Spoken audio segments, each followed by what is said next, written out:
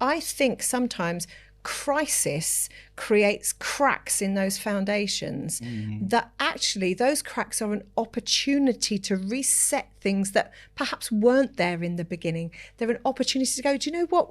We didn't talk when we were younger because we didn't know how to do that thing, because we just weren't that way, we didn't think that way. I do remember one day really clearly when a major crisis was going on. We were waiting for paramedics to arrive, and I sat on the bed and I said, there's nothing we can do right now. Paramedics aren't here. They'll be here in about 4 minutes.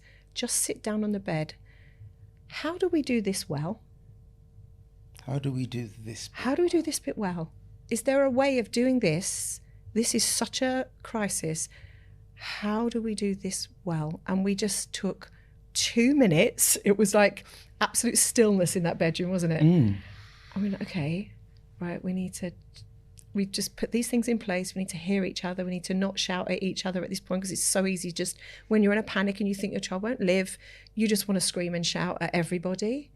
And scream and shout at the people nearest who you think will take it. And everything they do is wrong because you're in such a crisis.